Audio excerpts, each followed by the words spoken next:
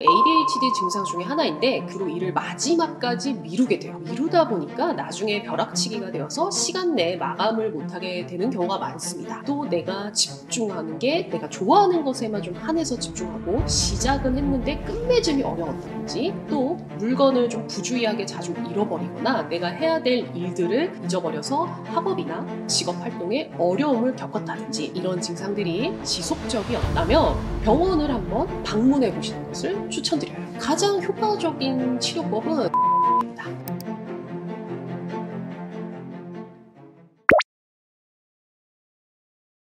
간단하게 말씀드리면 바로 충동성과 집중력의 문제일 수 있습니다.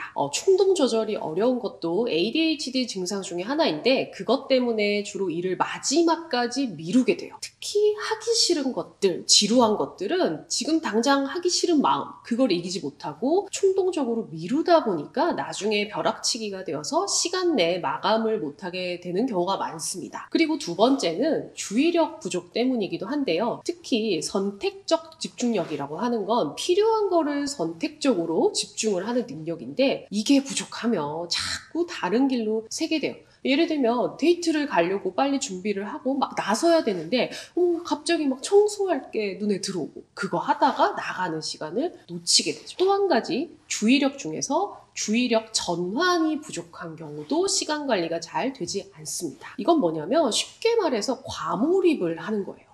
흔히 이제 ADHD 분들이 집중을 아예 못한다라고 오해하시는데 절대 그렇지가 않습니다. 내가 좋아하는 것은 남들보다 훨씬 더 과도하게 집중하는 과몰입을 하는 게 특징인데 지금 빨리 하던 걸 마무리를 하고 끝내야 되는데 끊지 못하고 계속 파고 들다 보니까 어느새 시간이 훌쩍 지나가 있게 됩니다.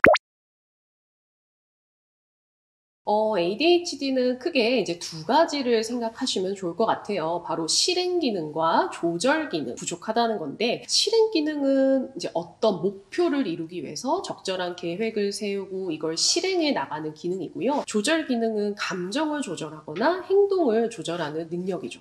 이제 같은 ADHD를 진단받은 분들도 어떤 기능이 더 부족하냐에 따라 사실 증상이 조금씩 다릅니다. 조절 능력이 부족한 분들이 바로 이런 분노나 감정, 충동 조절이 어려울 수 있는데 이제 좀 특징적인 건요. 그렇다고 아무 때나 화를 내는 게 아니라 대부분 화를 낼 만한 상황은 맞아요. 그런데 그 화의 정도가 너무 갑자기 커진다든지 이런 거고요. 분노 조절 장애 이런 것과는 좀 다릅니다. 예를 들어 보면 이제 먼저 다짜고짜 너 뭐야 이렇게 시비 거는 게 아니라 자신에게 무례하게 대하는 사람을 순간적으로 참지 못하고 큰 싸움으로 번지게 된다든지 아니면 그냥 가만히 좀 보고 참고 있어도 좋을 텐데 막 정의의 사도처럼 불의를 보면 참지 못하고 그렇게 하면 안 되지 이렇게 꼭 좀 나서게 된다든지 이런 경우가 많고요. 또 다른 충동 조절이 안 되는 대표적인 예가 돈 관리예요. 그러니까는 큰 거를 사는 것도 될 수 있겠지만 대체로 좀 소소하지만 쓸데없는 거를 자꾸 산다든지 아니면은 좀 한 방을 노리고 갑자기 큰 돈을 투자해서 잃는다든지 그런 경우들이 종종 있습니다.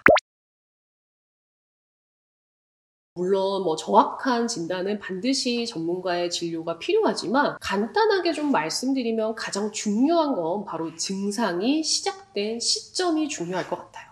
그러니까 만 12세 이전부터 집중력 저하나 충동 조절 어려움 이런 증상들이 시작되었다. 이런 게 바로 첫 번째 감별점이고 또 두 번째는요. 그래서 그때부터 현재까지 지속적으로 나의 일상생활이나 직업, 학업에 영향을 주었느냐가 중요합니다. 그러니까는 비록 집중력이 좀 떨어지더라도요. 내가 일상생활에 아무 문제 없이 잘 지낸다. 그러면 ADHD 할 수는 없어요. 또 세 번째 중요한 포인트는 다른 동반 질환이 있는지의 유무인데 이거는 동반이 될 수도 있긴 하거든요. 여기서 중요한 거는 바로 어떤 증상이 먼저 시작되었는지가 중요할 것 같아요. 예를 들면 ADHD와 우울증은 동반이 되는 경우가 흔합니다. 그런데 우울증 증상만으로도 사실 집중력 저하나 감정 조절이 어려울 수 있거든요. 그런데 ADHD 증상이 먼저 시작되고 나서 우울증 증상으로 인해 기존의 증상이 악화가 된 건지 아니면 전혀 증상이 없다가 우울증이 먼저 시작되어서 마치 ADHD 증상처럼 보이는 건지를 잘 감별해야 합니다. 사실 요즘 뭔가 ADHD가 온라인상으로 알려지면서 이걸 너무 쉽게 판단 내리는 분들이 있는 것 같아요. 하지만 굉장히 복잡하고 정교하고 신중하게 진단을 내려야 하는 정신과적 질환입니다. 그래서 단호히 말씀드리건대 병원에 방문하지 않고 섣불리 진단을 내릴 수는 없습니다. 다만 12세 이전부터 뭔가 잡생각이 너무 많다든지 상상이나 공상을 내가 감당하기 힘들 정도로 계속 한다든지 또 내가 집중하는 게 내가 좋아하는 것에만 좀 한해서 집중하고 그렇지 않은 거에는 전혀 집중을 잘 못한다든지 항상 시작은 했는데 끝맺음이 어려웠다든지 아니면 자꾸만 해야 할 일들을 미루거나 시간 내에 완수를 하지 못했다든지 또 물건을 좀 부주의하게 자주 잃어버리거나 내가 해야 될 일들을 잊어버려서 학업이나 직업 활동에 어려움을 겪었다든지 또 이런 증상들이 일시적인 게 아니라 지속적이었다면 병원을 한번 방문해 보시는 것을 추천드려요. 일단 정확하게 진단이 내렸다는 전제하에 가장 효과적인 치료법은 첫 번째는 약물 치료입니다. 이 약물 치료는 사실 또 각성제 계열과 비각성제 계열로 나뉘어요. 각성제 계열은 메틸 페니데이트만 유일하게 국내에 도입이 되어 있고요. 우리가 뭐 12시간 지속되는 게 이제 콘서타, 8시간 지속되는 뭐 메디키넨, 2-3시간만 지속되는 페니드정 이런 식으로 이제 나눠져 있고 그 다음에 비각성 제는 유일하게 지금은 아토목세틴만 도입이 되어 있습니다. 두 가지는 좀 차이점이 있는데 일단은 도파민과 노르에피네프린을 같이 올리는 게 각성제라 보시면 되고 노르에피네프린만 올리는 거를 비각성제라 보시면 될 것 같아요. 각성제의 가장 이제 흔한 부작용 같은 경우에는 이제 식욕 저하가 있을 수가 있어요. 빈속에 먹었을 때는 속이 좀 메스껍다든지 뭔가 소화가 잘 안 된다든지 이런 위장 장애를 가장 많이 호소를 하시고요. 말 그대로 각성제다 보니까 잠을 좀 깨웁니다. 그래서 불면증을 자칫하면 유발할 수 있으니 꼭 오전에 드시는 걸 추천드리고 또 심장이 좀 두근두근 거리는 그런 심계항진을 유발할 수 있고요. 좀 치명적인 부작용은 이제 고혈압이 아주 조절되지 않게 높은 분이나 뭐 심혈관 질환이 있거나 뭐 뇌의 뇌출혈 이런 과거력이 있는 분들은 굉장히 조심해서 쓰거나 혹은 안 쓰는 것을 더 추천드립니다. 또 한 가지 어린이들 경우에는 틱 장애를 조금 더 유발할 수 있다 혹은 악화시킬 수 있다 이런 것들이 부작용이니까요. 만약에 그렇다면은 우리 이제 비각성제를 쓰는 방법들이 있는데 비각성제는 이제 상대적으로 그런 그러니까 도파민을 올리지 않으니까 운동과 관련된 그런 부작용은 좀 없는 것으로 알려져 있지만 이것도 노르에피네프린을 올리기 때문에 심장 박동을 빠르게 한다든지 그러한 심계항진의 부작용은 있을 수가 있습니다. 또 한 가지 비약물적인 치료가 있는데 이게 바로 이제 인지치료라고 하는 거예요. 쉽게 말하면 우리가 운동을 해야 할 때 그전에는 아예 이 근육을 쓸 수가 없었어. 근데 약물 치료를 하면서 얘가 이제 움직여져. 근데 아직은 좀 미약해. 왜냐하면 내가 써본 적이 없으니까.